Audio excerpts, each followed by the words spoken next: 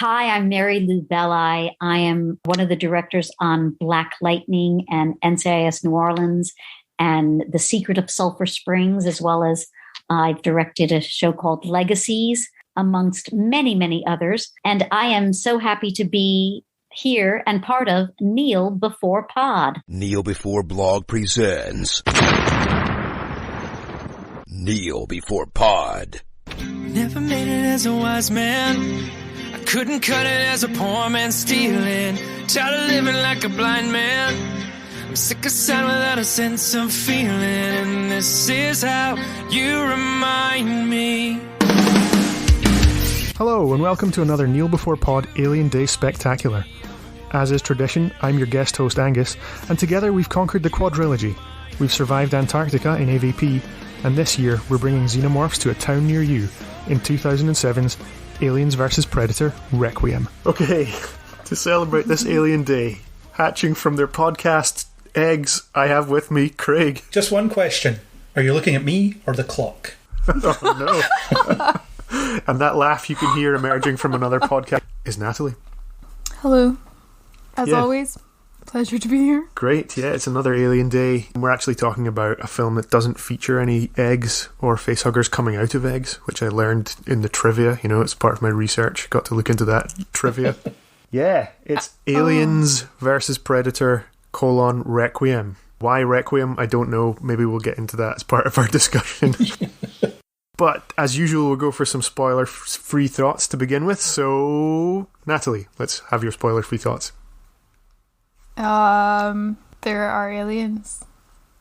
And there's predators that we don't call aliens, even though they are alien. And then there are people that we don't care about. A wonderful recap. Okay, Craig. Well, I've never seen this film before today. Before I watched it in preparation for this podcast. It had been a blind spot of mine ever since it came out. I just didn't see it at the time, never watched it since. But it might be the worst one by quite a margin. I think it was a real slog to watch. As Natalie said, I didn't care about any of the characters. I didn't care about any of the situations. There are visual issues. You can't see what's going on. It's just a mess, basically. I was wondering if that was why it was your blind spot, because you can't actually tell what's happening. Is that supposed to be spoiler free? To say that there are visual issues is not really a spoiler. We'll get into what those visual issues are, I think, but it's not good. Basically, that's my spoiler free take, is I don't like this at all. I'd seen bits and pieces, could recall absolutely nothing about it, although I do remember at the time people complained that it was too dark, you couldn't see what was going on. And like visually dark. Yes, yeah. I mean, it was quite, I suppose the parts of it were pretty dark as well when we were watching it. Yeah, I was kind of surprised by quite how gory some parts of it were. Oh my god, yes. We'll come to that later, I suppose, but I wasn't impressed. I was willing to give it a chance because I thought, how bad can it really be? My expectations were so low. It did not surpass those expectations. I just remember that we'd received a message from you, Craig, that said something like, I really didn't like that. And we hadn't watched it yet, because we watched it last night, and I think you watched it the night before us. And I was like, oh god, if Craig doesn't like it. I was like, it must be awful. I'm not sure how to take that. Alright. Well, I'm sure you've got an appropriate spoiler alarm sound, so please sound it now and we can move into spoilerific territory.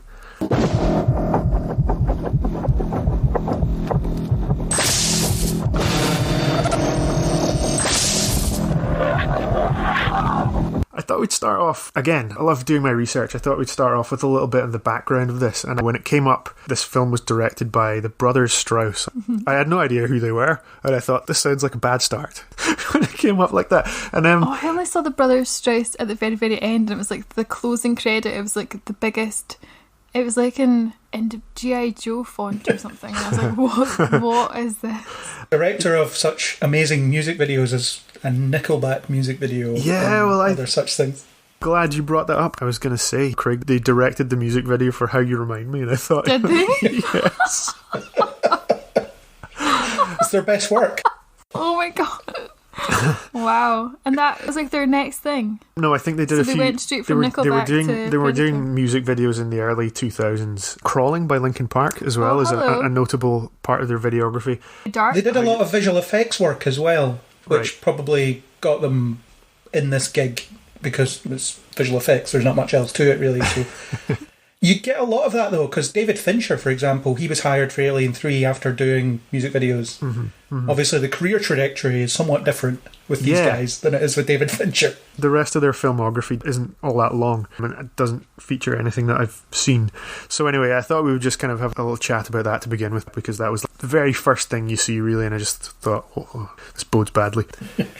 In terms of a plot, I think we could say that this is all about one disgruntled janitor having to come and clean up after his colleagues who've made a real mess of things. And I'm talking about the Predator. He picks up immediately. Immediately after the events of AVP, and the PredAlien that we saw bursting out of the Predator from AVP is now causing a ship to crash on Earth, and we get a little shot of the Predator homeworld of someone picking up some distress call or clean up in aisle 3 type sort of situation. And this guy has to come and start sprinkling blue liquid over everything to try and erase any evidence that they were ever there. Apart from that, there's some human characters. Quite a lot of sort of diffuse people just show up in this town, kind of arrive from different angles. We don't really get to know very much about them, and chaos ensues. PredAliens, aliens, facehuggers begin attacking people, and there's a predator trying to stop this all from happening, and then the evil government get involved. Oh, spoiler alert. Well, we're in spoiler territory. So, Craig, you've got any thoughts on the plot specifically in this feature film? So my immediate thought is how poorly it tells its story, because I remember being about 20 minutes in and just thinking, I have absolutely no idea what's going on here. Just none, because there's just nothing engaging about it at all. You usually get a bit in an Alien film or a Predator film where someone will at least explain what these things are and what they can do and how you can maybe defeat them, but no one does that. And then they just introduce character after character who have zero personality and factor into the plot in various ways in their own way, but they're not interesting or engaging, so you forget who they are almost immediately. For all its faults, last year we said that AVP was okay. We actually quite enjoyed it for what it was. And the characters in that film are not deep, but you get them. As in, they give you something that, this is this guy, he's the Scottish guy, he does this. This is her, she's a survival expert. This is Wayland, he's rich. And you get at least one trait that you can latch onto. But here, I can't think of any traits that I can really latch onto for any of them, except maybe the sheriff guy, or whatever he is, the deputy or the cop.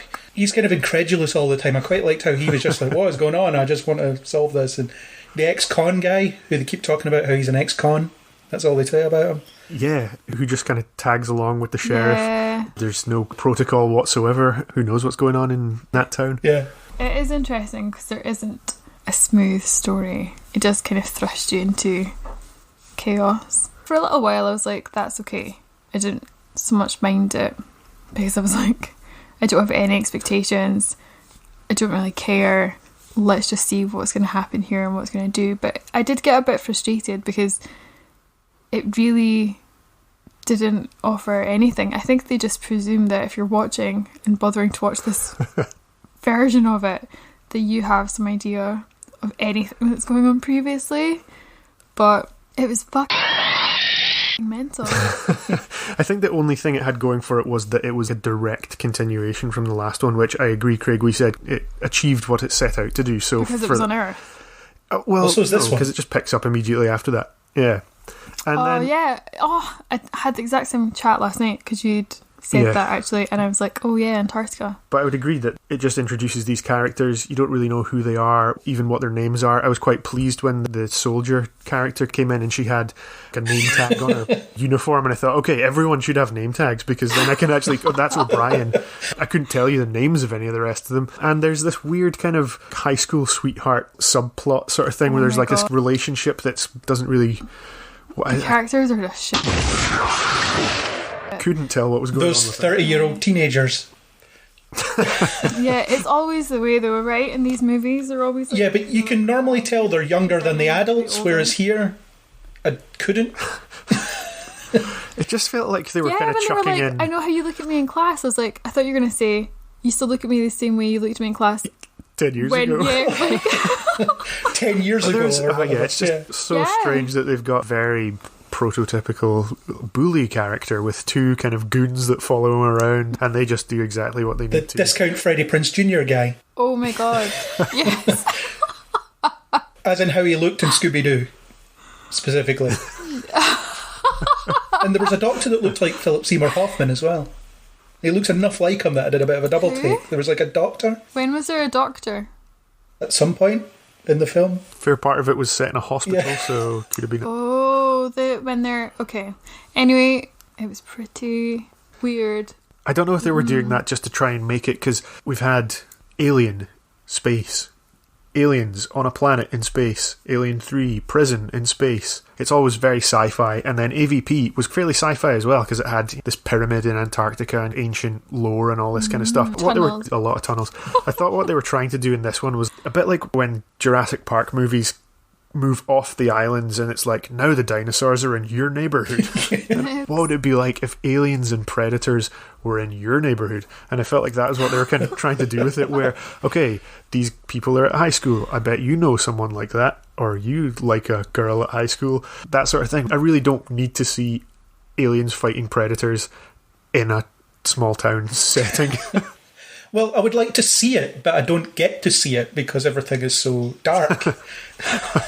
Yeah, it is a very visually, and I would say storyline is quite dark. The storyline it does have, it kind of goes off the rails, but Craig, I have to say, I was very pleased that there was a predator in the water.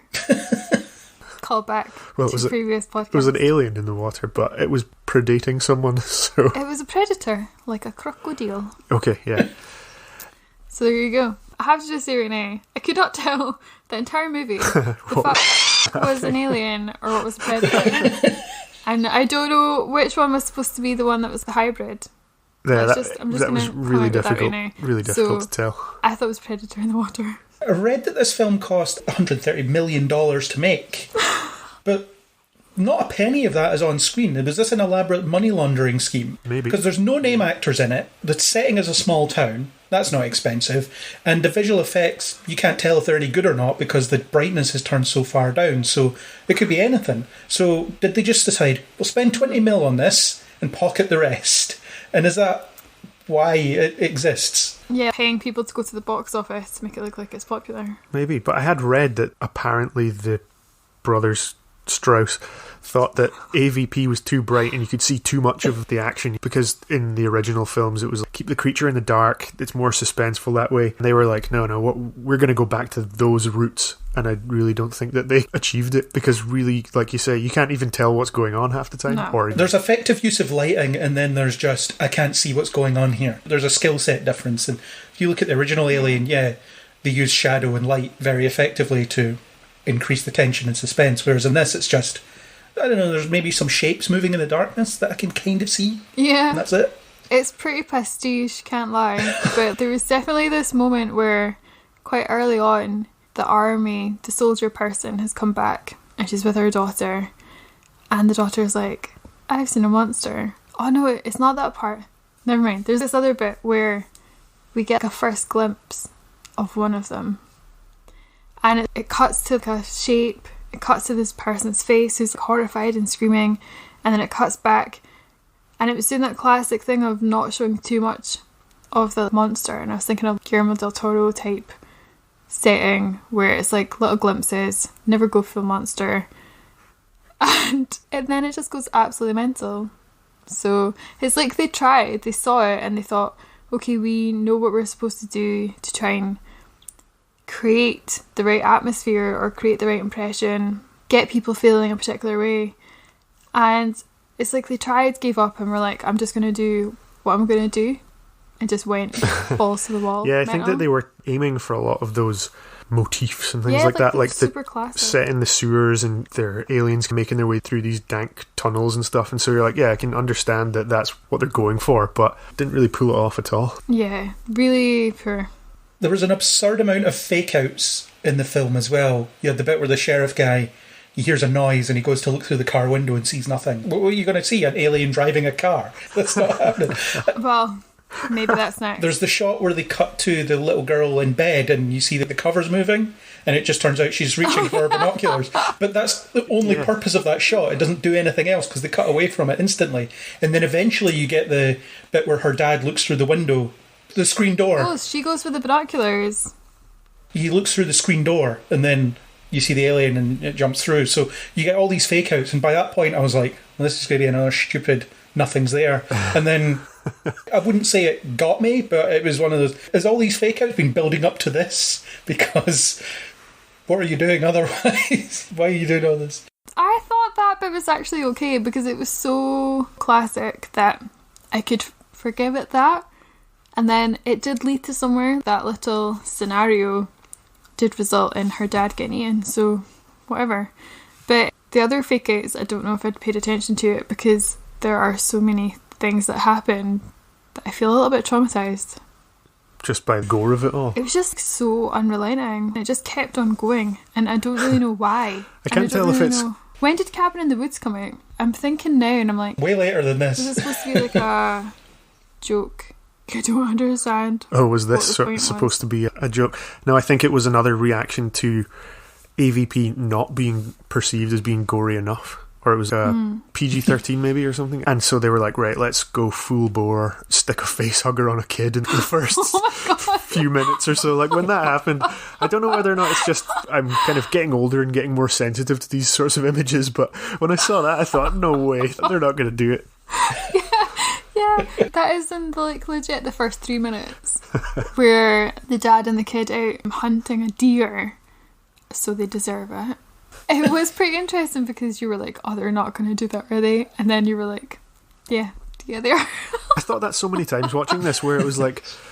Yeah, like in the hospital. We were basically just talking to each other the whole time about, nah, they're not going to do that. They're not going to do that. And then they did it. And like, kid gets a face hugger on it. Okay, fine. We're probably going to see the remains of this later on. Oh no, you get to see a chest burster come out. He witnesses one coming out of his dad and also gets his own... experiences it himself. Yeah. Or the pregnant lady as well. Yeah. That's like legit what I'm thinking of right now. It was just off. I feel like I love horror movies and I love gore movies, slasher movies, all those. Hostel, I dig it. That's my jam. Tartan Age Extreme, my jam. I just couldn't. I don't know. I don't know. What I was trying to okay with that. What I was trying to reconcile was, if you've seen the original movies however many times like we have, you're used to the images and stuff that's in there in the body horror, and it's still gross, but you've seen it enough that you've maybe become kind of desensitized. Yeah. And so I was thinking, right, is it just because this is the first time I'm seeing this film that what is on screen seems so gross and shocking to me?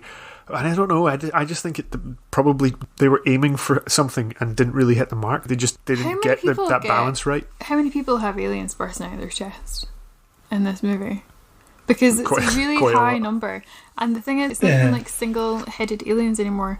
That lady who was legit pregnant and in the process of giving birth gets a whole nest.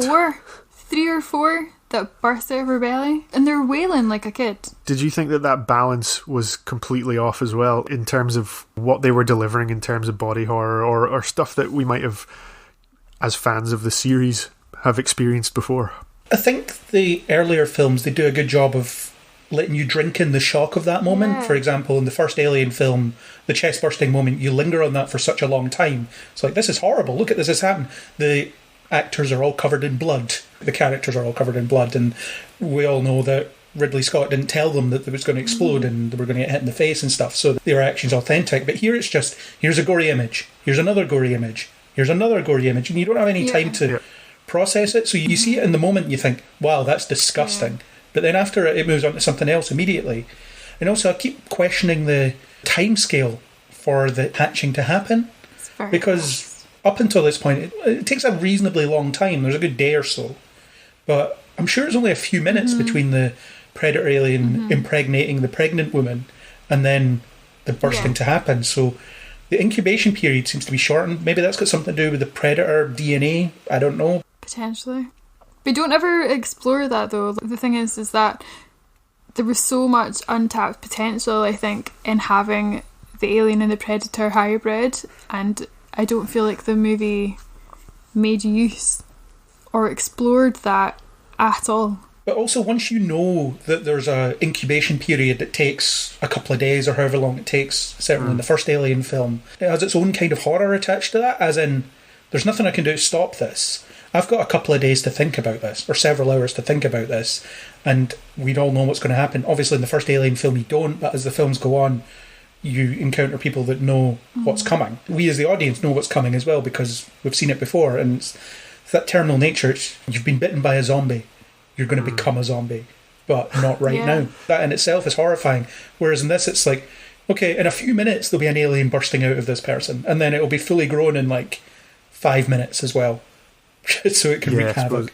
In the first film, it takes a good few hours for the alien to become big enough to be a threat. Yeah, it seemed like they were just kind of ramping it up to throw in as many... Well, the Predator needed sort of standard aliens to just blow away, so... They just needed to kind of speed that part up so they could just keep generating more and more cannon fodder for him.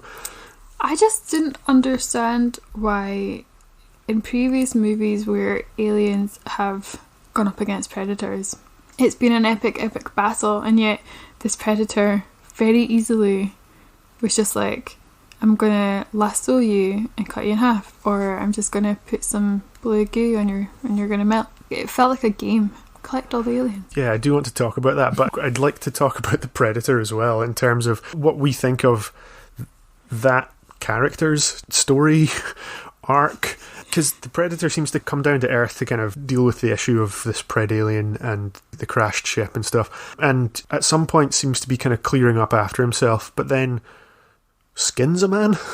Yeah, what the hell? And leaves him in a tree. I don't know, is he supposed to be there doing CSI Predator to work out what's gone wrong? He just kind of starts wreaking havoc. What's the deal with that? Yeah, I was really confused by this, because more of the last movie started coming into my head when we saw more of the Predator on screen interacting with people, because I was thinking about how last time it was almost using people as workers or to benefit itself, and I thought maybe that's going to start to develop a relationship here. We're going to see the Predator form another bond with humans, but no, they just skin the police officer and hang him upside down from a tree.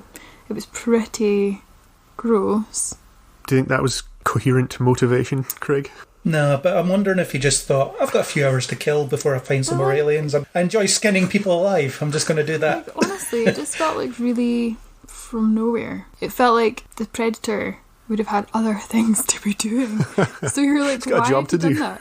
Or do they eat people? What do they eat? No, it's just for sport, isn't it? That they hunt. That's why they do it. So then why was he bothering? He's trying to hunt aliens. What the hell? But there's no personality to this Predator as well. There's a wee bit when he goes to the spaceship to find the original Predator that's been brought down, the pilot of that, he touches its face because he feels bad for it. Tenderly. I guess I'm projecting that onto this Predator. He goes up and touches its face, and there's a little pause there where you're like, oh, he's obviously a little bit sad, and then he takes off his mask, puts on the other Predator's mask. It's like a body cam. Gets a He's little able video to watch replay. what happened on the ship and how things came to be. And so I think there's a little bit there where he's like, or she, or they, I don't know, because I don't know the genders of predators, but there's definitely like a bit where it's like, okay, that's a little bit there where that's his motivation, this is what it's going to go and do, it's going to go and find who's responsible for bringing down the ship, for taking the Predator onto Earth and out of its way.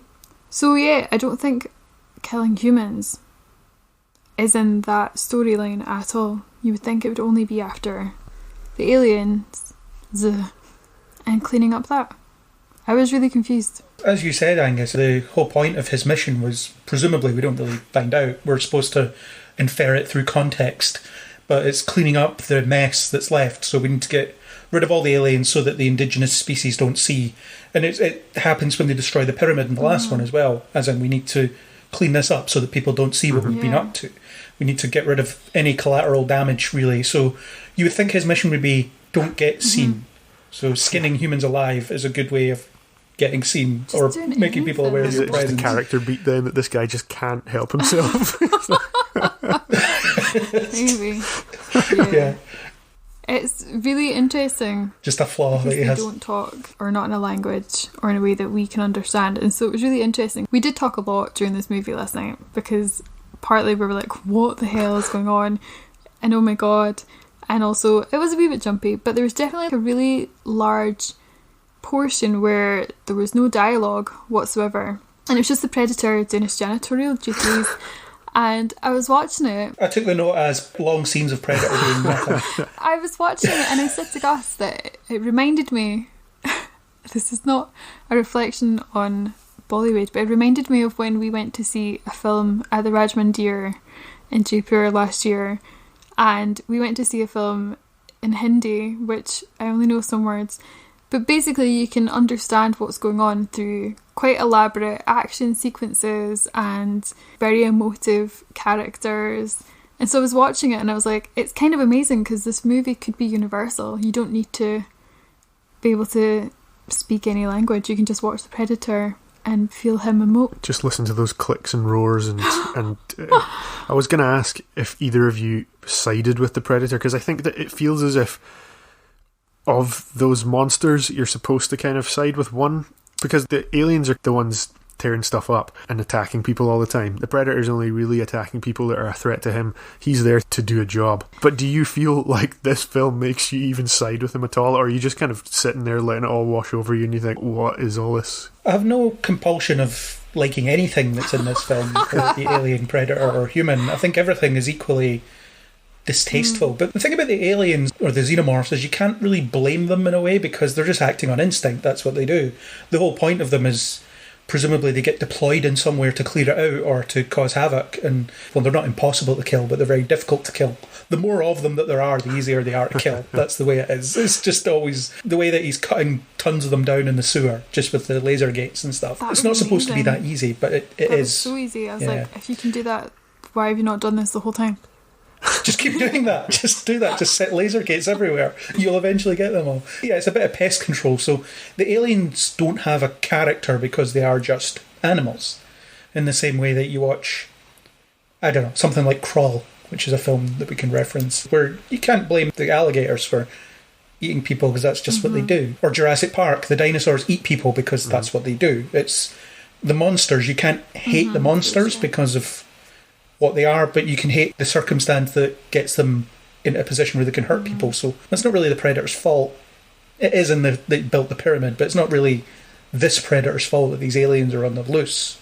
It's the idiots from the last film that failed to do a scan of the guy that they brought on board to see if there was an alien stuck inside him. Yeah, so they said it couldn't be done. It's difficult, but I found myself empathising with the Predator in the last film a lot more, because you had that really good scene where he explains to, I forget the woman's name, the woman that is now presumably frozen to death by now in the Arctic after having just been left there.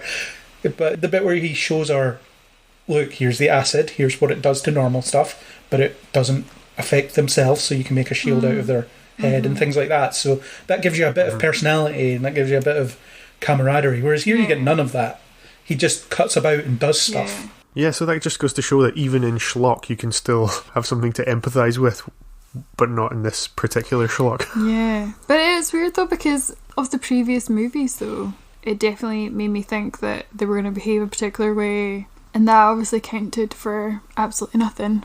We are introduced to an entirely new monster in the shape of the PredAlien that was teased at the end of AVP. Craig, what are your thoughts on this brand new hybrid? I don't really have any thoughts because I wasn't sure what it was or when it was actually doing anything, because again I couldn't see it, and that big epic fight between the Predator and the PredAlien at the end is in the background. And it's on a so hospital dark, roof as well. I was thinking, oh wow, what an epic setting for a fight between a PredAlien and a Predator. Just some hospital roof in a small town. According to the trivia, it's supposed to be a queen, which again, they don't explain what these things are, what a queen is or anything. Yeah. But that's why it can lay eggs inside people or drop alien babies inside people. But then that just makes me wonder, how does an alien queen get born? Is it just luck of the draw from the facehugger and things like that? Or is there some kind of evolutionary process that takes place? Or I don't know. I think some people have probably considered it quite deeply, and not the filmmakers though. I believe the comics go quite far into the lore, stuff that's never made its way into a film. There's a comic? Yeah, I haven't read it. Well, that's what Alien vs. Predator started as, wasn't it? It was a comic series at first, and then it was a video game, and then it was this. Okay, well, I can definitely get the video game link to this. I think there's definitely elements that feel very much like a collect them all tokens, you've got to level up, blah blah blah, incidental other things, and maybe that's why there's so much going on. It's not been edited in any way in terms of action or anything like that. I believe that the complications of life cycles and what creatures can do what and their origins and things has been kind of binned, because before Ridley Scott's prequels, this was tied into the universe and now has been kind of jettisoned out of the airlock. I don't think that they really are canon anymore, which is kind of weird because you're now in this place where they kind of fit into the Predator films, they don't fit into the Alien films. Yeah, I don't know. It's all very complicated now. Well, Danny Glover was supposed to appear, or they wanted him to appear. I can only imagine what he said when they asked him. And there's bits in the trivia about how they wanted to get certain people from the Alien films in there as precursors to their characters, and there's names that connect to it, and there's that awful reference to Get to the Chopper. So there's quite clearly attempts to link these things in, and obviously the film ends with Yutani getting the gun and suggesting that that's where the technology to do space flight eventually comes from. So there was an obvious intent to link them, although depending what you read, it suggests that these films were never supposed to be canon to the Alien or Predator franchise, but they threw in little nods anyway. So you had Wayland in the first one, and then Yutani. So at some point those companies merge, I guess, but who cares? Yeah, for somebody who has seen these films but never obviously pays attention or remembers details like that, it was you, Gus, who pointed that out, and you'd said, I reckon that's going to be so-and-so. Or I just groaned when he said get to the chopper. It was mainly groaning whenever those sort of things came up. Yutani, at the very, very end, when they've got gun and stuff, you were able to be like, okay, I guess that's going to be so-and-so. But I was like, who? But it seems like an obvious way to try and make it feel like it's of any importance to the wider franchise, because I think without those little nods and connections to the wider things, I don't know, maybe the people who made this visual delight were like, they need to have something that's going to make it feel like it's important, because it just is not. Well, I do think it's a shame because the series has quite a hardcore fan base. I don't think that we're anywhere near approaching the levels of people that are really into this, but sorry. But it seems like it's underserved, or the people are really crying out for this all to tie up somehow, and for there to be some kind of lore or a shared universe. And I think over the last few years, when we've seen Marvel do it especially well, that seems like something that people are longing for now, is like a series of films that all tie in together and have interchangeable characters, or like American Horror Story references and things that you can see pass throughout them. And then this is just a bit of a mess. It's just kind of sludge that kind of comes on at the end of a series that was already kind of petering out anyway, so it's a bit of a shame. It's a total shame, because I think it could totally be really good. Yeah, well, there's things we'll come to when we talk about Prometheus next year. Wait, we've not done Prometheus. We're talking about yet? answering questions that... I thought we'd started with Prometheus. That's a really early plug for next year's Alien Day. That's it. Yeah, we're on to that era now. Great, amazing, fantastic. Wow. No, chronological release order. Okay. Oh yeah, because otherwise then maybe we'd have started with this one. Thank goodness. Yeah, we'd have started with AVP, yeah. I'm always an advocate of there are some questions that you should never answer, because people have been debating them for decades, and it's more fun to debate them. So we don't need to know anything about the space jockey, because it's more interesting that we all speculate as to what the space jockey is. We don't really need to know why the Weyland-Yutani Corporation were aware of aliens and sent the Nostromo across to investigate that signal that they received, which the implication is, so that's how they know about these things and are looking for them out there in the blackness of space. We don't need to know that. We just need to know that, there's something going on here. People know things that they're not letting on. There's a bit of corruption there. But we don't need to know that. And the fact is, okay, apparently there was a small town that was ransacked by aliens and predators in 2004. And then we had a predator weapon in our possession from there, which explains our spacefaring technology later on and explains what we're looking for out there. But after seeing what these things do to the town, why would you go looking for them? And it doesn't seem like it's very long between times that predators will decide to visit anyway. They seem to be quite regularly dropping in on people on Earth. Yeah, usually summering over here. Yeah. I do have to say though, I still feel kind of like this movie really shit on the fan base, because I just think the PredAlien concept is such a cool thing to think about. Yeah, I think it had been hyped, or at least people were thinking, so good. if aliens can, through that reproductive process, merge with various different species, it just raises the questions about what would a predator alien look like, or and what powers would it have, like what would it be able to do capabilities wise. Would it know that it was the only one? Would it have any thought about that? Why does it become the de facto leader of them? That seemed unclear, but again, Craig, you kind of pointed out that it was a queen maybe, but that's never explained. Yeah, they could have just slowed down a little bit and just let us dwell on that a little bit more, and then taken it to a small town. That's part of the problem with the storytelling, is that there's no one around that knows anything about this stuff. In the first film, you get that sort of psychic vision that explains what the aliens are and what the predators are and what they've been doing and what the whole purpose of this thing is. Plus, it does do a reasonable job of giving you what you need to know through the context of the storytelling. It's, oh look, these things that are written on the wall here, that explains what it's all in the purpose of this facility is and whatever.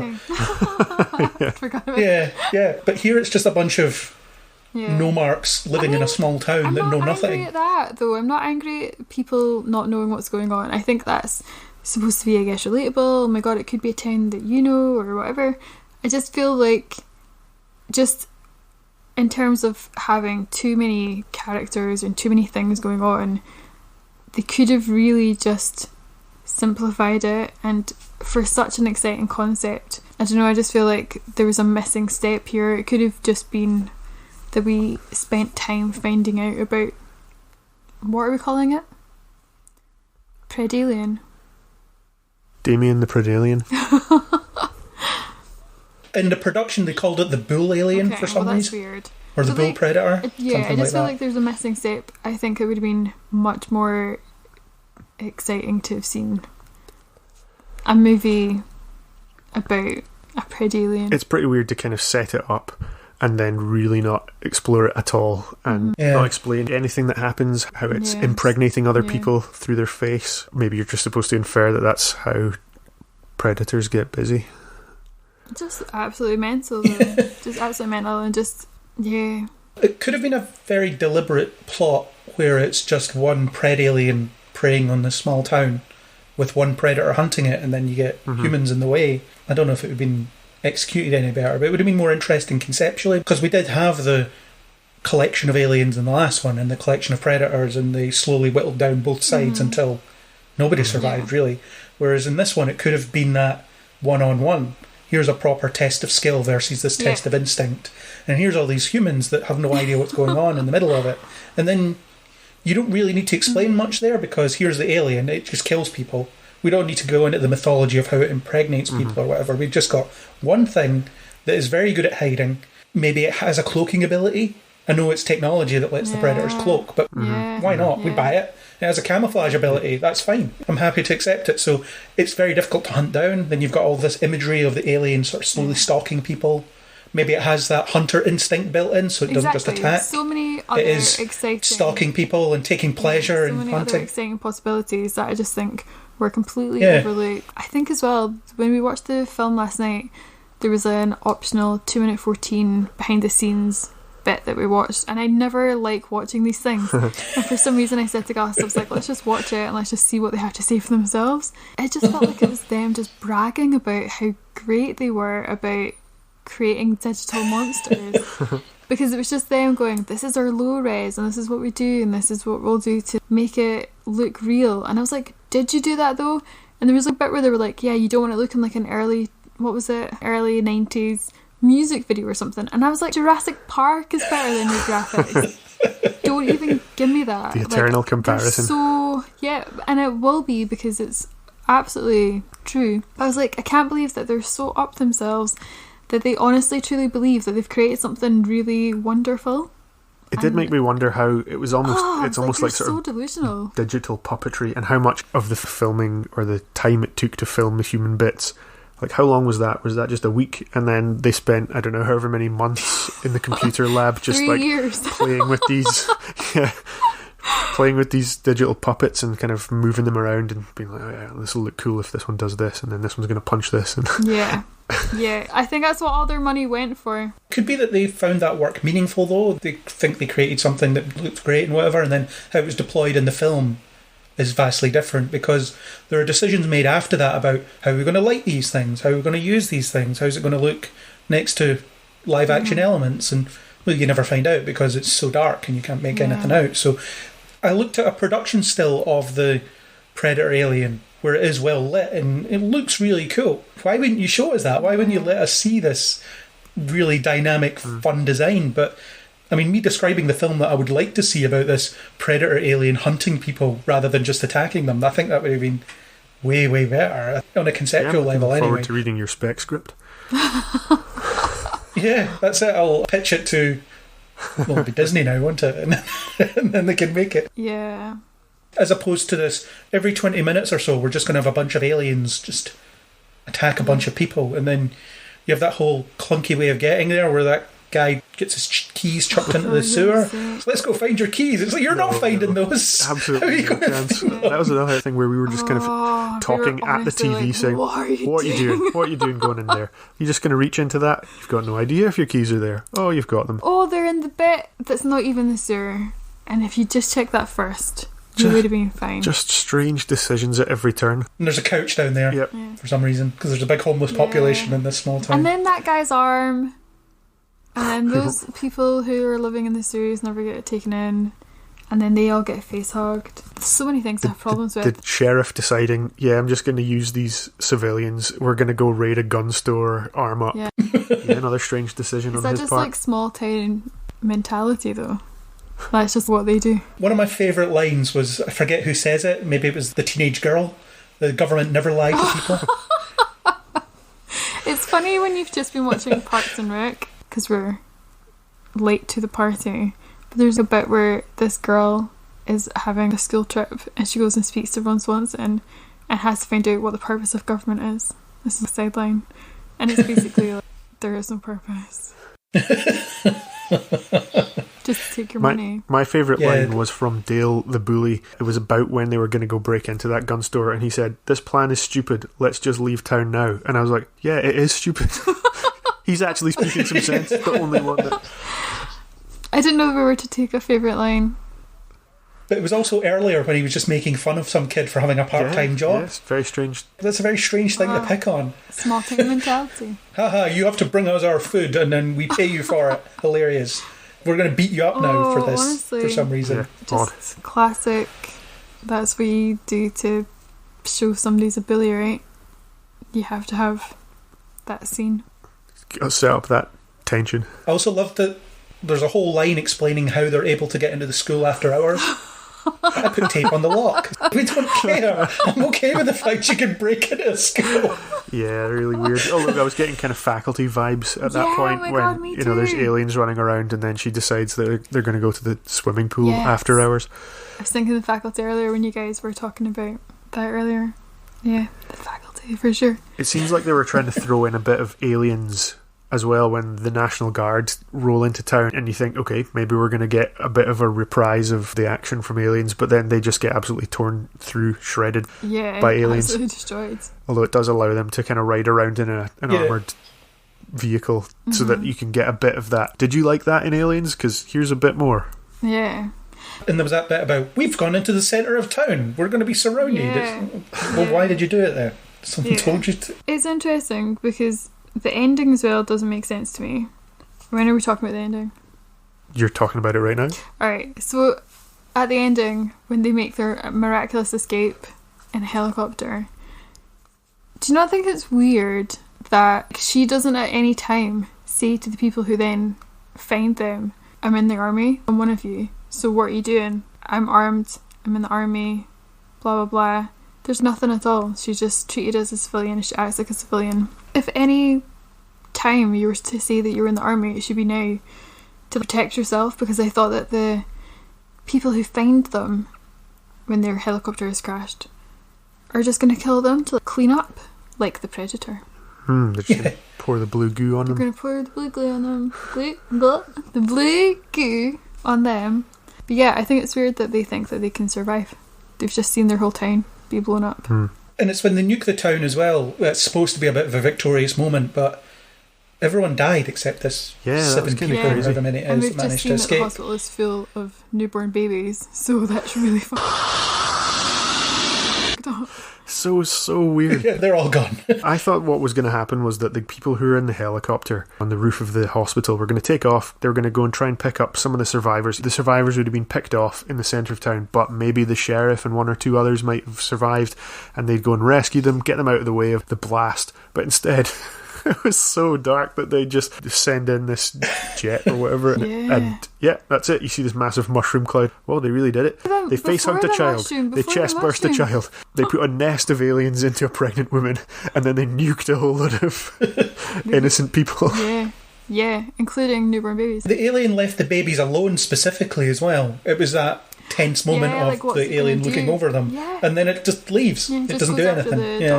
Which doesn't make any sense. I wondered if that was like a sort of mirror of what Ripley does to the eggs that she finds in Aliens. She goes in and torches the place. This is the kind of flip side of that, where the PredAlien was like, I'm going to look at all these babies in incubators and I'm going to leave them. But before the mushroom cloud appears, when the town gets nuked, you do get to see a close-up of the sheriff getting exploded. You get some on the ground. Yeah, you do. You get to see his face like absolutely melt. So you get to see this character that you've spent some time with destroyed. And then there's the alien and Predator fighting, which makes no difference because they're about to get nuked anyway. So there's no real agency in that conflict either, because it would have played out the same way. They just wait long enough and eventually they'll nuke the town. But I feel like they're a bit trigger happy on nuking the town, and then there's no real warning about it either. It's just, alright, okay, here it comes. I think this that's plane where comes and deploys us. Most of the budget came from. I reckon that was real footage. 130 million. We actually nuked a small town. I thought it was it when they crashed the helicopter, and the ex-con guy said, I thought I told you not to crash the helicopter. He was kind of joking around with the soldier. I just wanted her to turn to him and be like, my husband was killed 20 minutes ago. Now is not the time for a quippy one-liner. And you've just seen your brother's love of his life absolutely shredded in two. We didn't talk about that, but oh my god, can we? You can, yeah. That actually, I think I had to put my hand over my face. Because it was honestly just, oh my god. I thought that was quite clever. It was kind of like this accidental fallout. Just happens to be in the way. Predators in the tunnels. The laser gates are open. She's running away from something and then gets shurikened against a wall. And that wasn't the worst part. Yeah, and then you just hear parts of her body flump to the ground while she's stuck to the wall. Because she's obviously been right in front of her boyfriend. Yeah, oh my god, that was so mental. I was quite surprised when I can't even remember her name. The teenage girl gets killed. I was expecting her to survive for some reason. Jessie. I don't know why. I don't feel like I was that far away. See, that's it. I don't know who any of them are. I watched it 2 days ago, and who are these people? And I remember thinking that because I was watching it, and I like to think I pay attention when I watch a film. Dallas. There's Dallas apparently. Yeah, she said, "Ha ha ha." That's a callback. Alien reference. Yeah, alien reference. But I remember being 20 minutes in and thinking, I don't know who any of these people are or what they're doing, and have I just not been paying enough attention? But then I was looking up other stuff online about it, what people had said maybe at the time and things, and it does say it's very hard to follow and they do such a poor job of introducing the characters. The only character introduction I can remember is the obnoxious, selfish little girl who, when her mum returns from however long a tour of duty, she's, where's my present? And picks out the binoculars and it's like, oh well, that's rubbish. And then there's that whole weird scene where she's being obnoxious again, and it's about remembering your mum's coming home or something like that. Because she gets a story from her dad because she doesn't want a story from her mum. Yeah. Oh, was she called Kelly? Someone was the soldier called Kelly? There was a bit where they were like, she might have been Kelly. And I was like, oh, that must be the little girl. But then it must have been the soldier, because they were like, do you know how to fly a helicopter? So shut up, or something like that.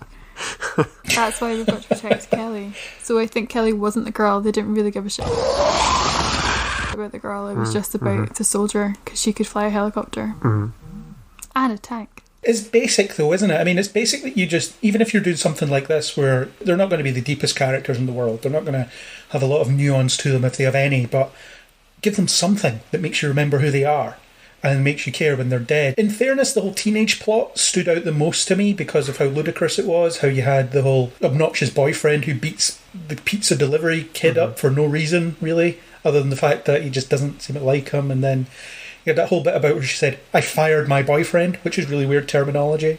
I fired him. Well, why are you with him in the first place? He's clearly an ass. But you don't get any impression of why she would be drawn to this guy, other than she's into guys that look like Bread from Scooby-Doo, maybe. I don't know. But I guess it stood out the most to me because I suppose how it ended up. Or maybe because it was kind of rote. You've seen this before.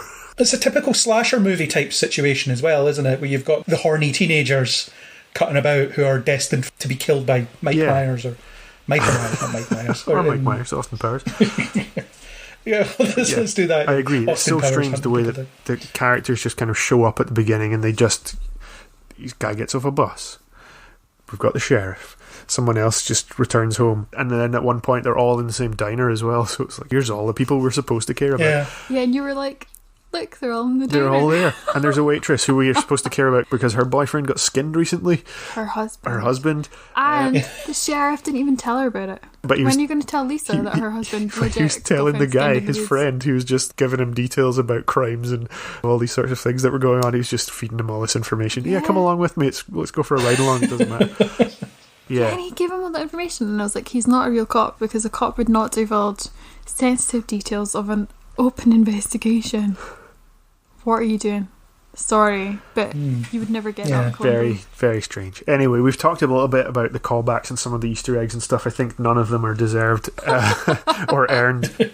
Was there anything else that you noticed in there that was a reference that you thought it was just another head scratcher, head shaker? Anything else that made you sigh when it came up? Not really. I think it was fairly light on referencing, other than the really obvious references that get to the chopper and so on. Even I got those. I mean, I suppose the aliens and predators being in it is a reference in of itself.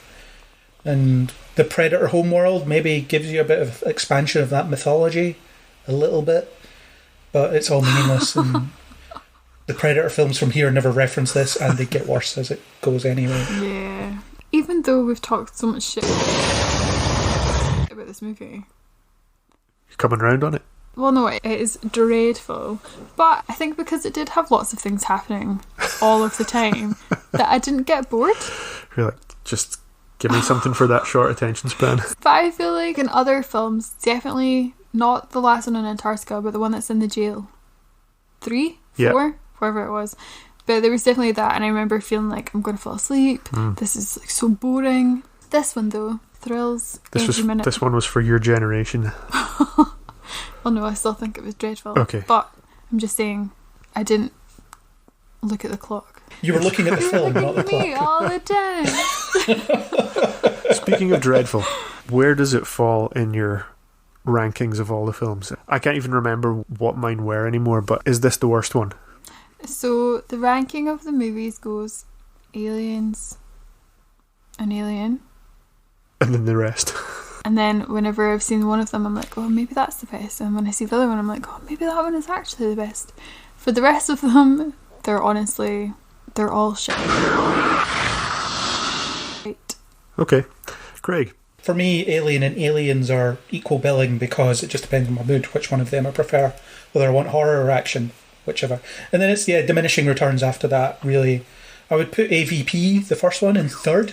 I think it's the third best of these things. And then maybe let's put Alien 3, then Alien Resurrection. What's Alien VP? I mean, what's Alien versus Predator?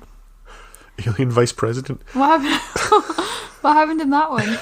That was the one we've just been talking about Antarctica. That was the first. Yeah, the Antarctic. That was the first Alien versus Predator. Yes. Huh. Yeah, to be fair, because we did get some budding bromances from that one. I could see that being slightly above the others. The Paul W.S. Anderson of it all.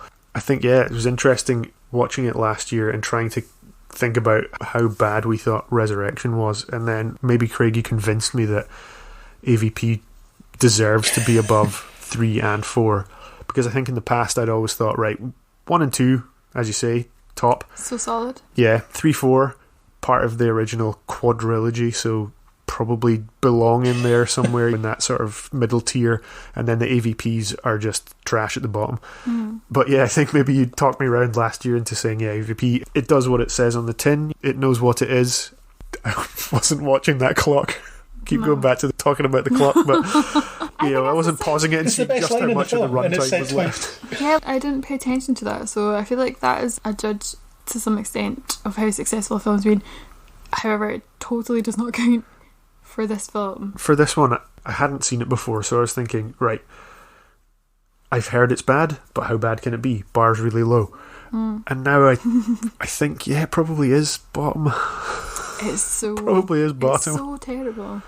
Yeah, you just can't tell what's going on. It's just so terrible. That is really bad. This is slightly out of the agenda, perhaps, but I wondered if you guys could help me, because I've kind of forgotten how many films we've seen so far that are Alien or versus Predator. How many years we've been doing this? Yeah, is there a way though that you could summarise each movie in like a sentence so I can remember what they are, because I can't remember 3 and 4 at all. The first Alien film is single alien stalks people haunted house on a ship. Yes. The second Alien is multiple aliens stalk people on a colony. Yeah, that's nuked. The third one is single alien stalks people in a prison. That's number 3. I thought that was number 4.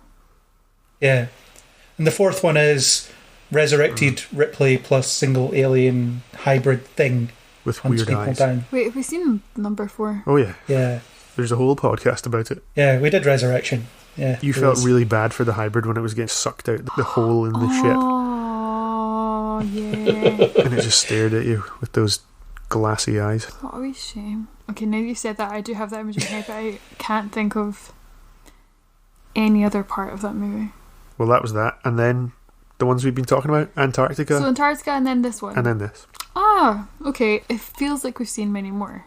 I feel like I've seen, I don't know, like 10 films and not 6. It's probably to do with the quality of 3 and 4. We've got Prometheus and Covenant to go the next 2 years, and then who knows? Do we do Predator? Oh, I feel like that's our problem. Yeah, I was thinking we might be out of business, but yeah, I feel like we'd have even to do more Predator to revisit. Even though I only liked the one that had Adrian Brody in it, because I love Adrian Brody. That could be something to look forward to, a film that people generally like. Do people like that one? No, Is that Predator, the original. Alright. What's that one with Adrian Brody? Yeah. Predator Mark 2? Mark 4? Predators. Yeah. So they basically follow the same as Alien then. They go Alien, No. Aliens, No. Predator, Predator, Predator 2. Oh. Predators. Then The Predator. Oh, wait. So, okay, it doesn't... There's probably no point in trying to make sense of the definitely movie. the worst one. The Predator. Yeah. Alright. I feel like I've not been very good at articulating myself for this movie, but I tried. Much like the movie itself. Yeah, it's probably apt for the quality of filmmaking that all my we're sentences talking are about. scrambled, and you have to put them in your own order to make sense of them, and that's fine. Okay, I want to ask you if you care about this at all. Care about what? About the Alien and Predator universe. Maybe not, because you've not really kept track of where we are, but are you interested in this? Do you want to come back next year? I'll be there. Is what's happening to you now because of this film just ending any interest you had in the franchise? I feel like it's maybe a little bit of the opposite. I think I could have very easily been like, okay, I don't care, and I don't care about any of this, and I don't want to ever talk about this ever again. But I have to be honest, I think I must secretly care about this world, because I care that this movie fucked up so much, and I feel like to have that response I must care about the others. So it's a good point. I feel like my response, and as an outsider, that this could have been done so much better and convincingly, and seeing so much missed potential, I must care about this world. What about you, Craig? Do you still care about aliens and or predators?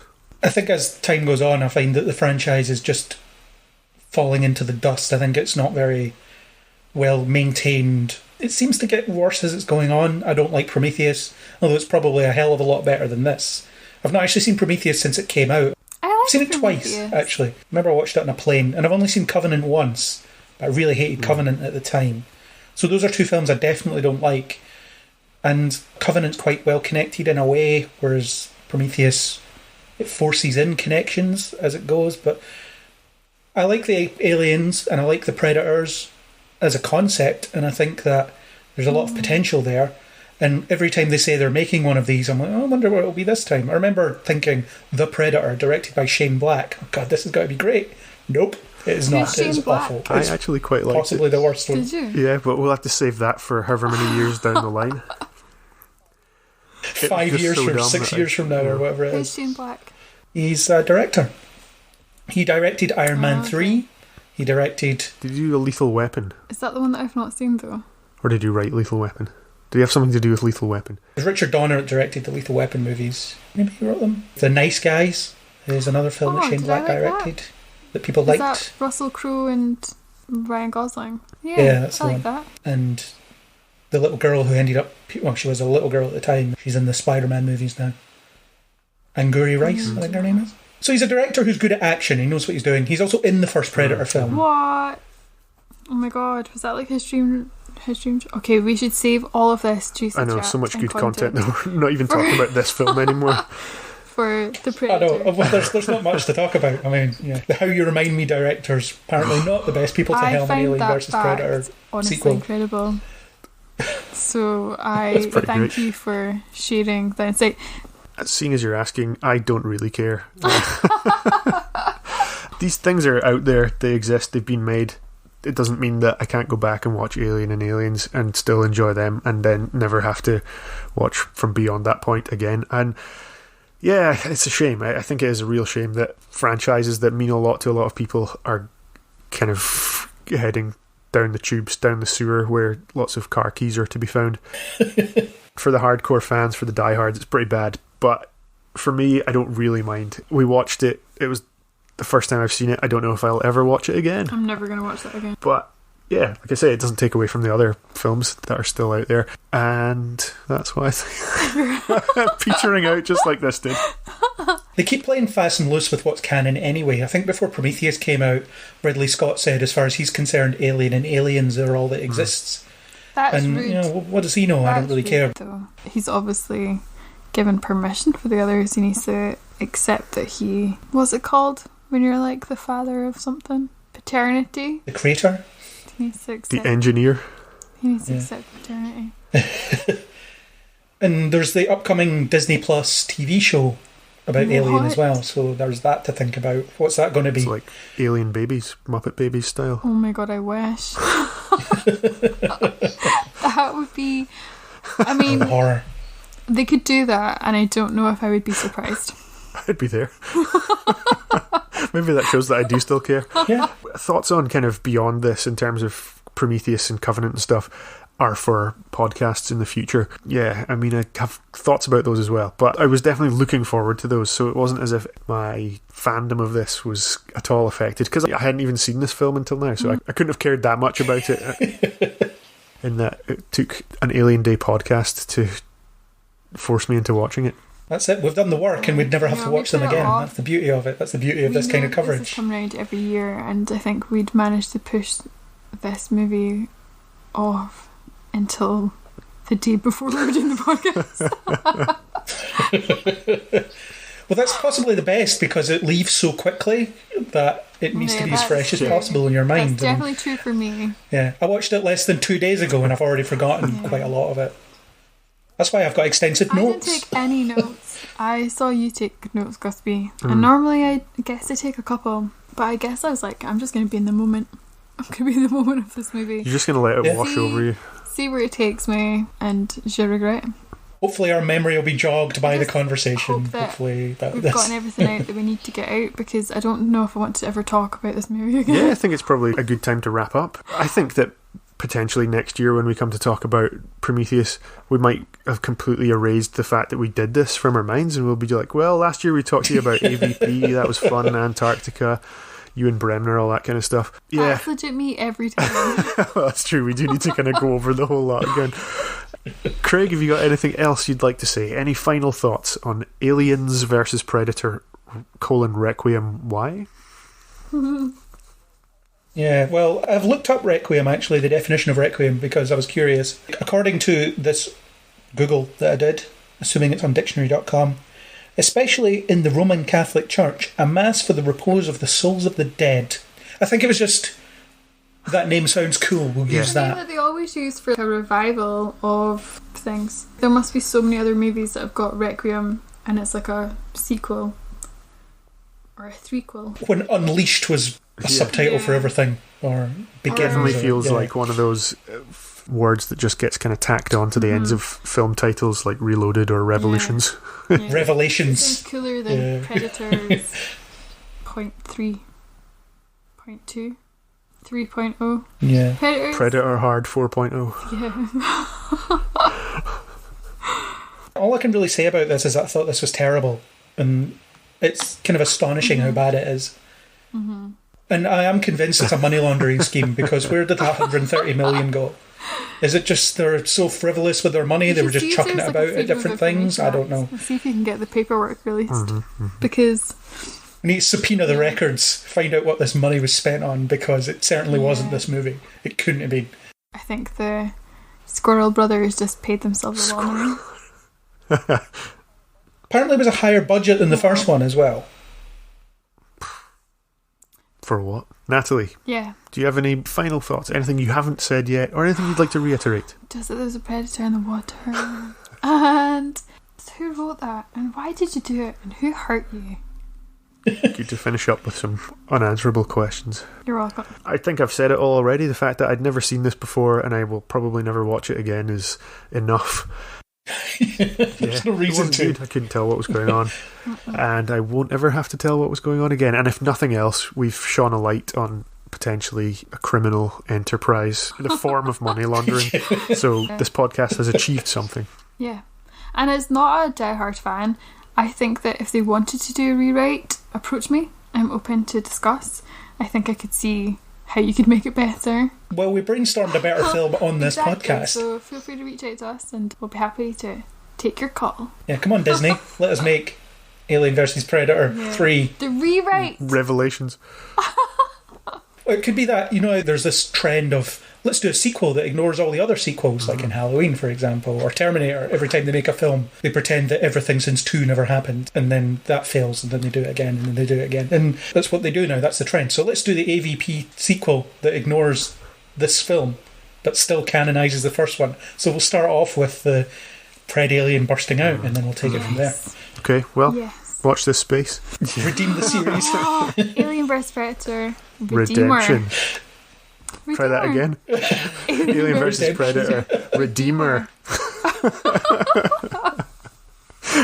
And there you have it. I think that's all we've got. All you need is a tagline. We've got it. Thanks very much for joining me, guys. And we'll see you next year for more confusion, but hopefully a film that we won't mind watching again as much. Mm-hmm. Here. We'll see. We'll see about that. Well, yeah, thanks for having me. Thank you, and good night.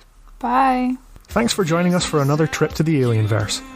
A big thanks goes to YouTuber Jordan Radvansky for his cover of Nickelback's international smash hit, How You Remind Me. You can subscribe to Kneel Before Pod on Spotify, Apple Podcasts, and many other platforms. Apple users, we'd love you to leave us a star rating, 5 is our favourite number, just saying, and a comment. You can find more great Kneel Before Blog content on Twitter at KneelBeforeBlog and at facebook.com/KneelBeforeBlog. Our website is, of course, kneelbeforeblog.co.uk. Happy 426, everybody!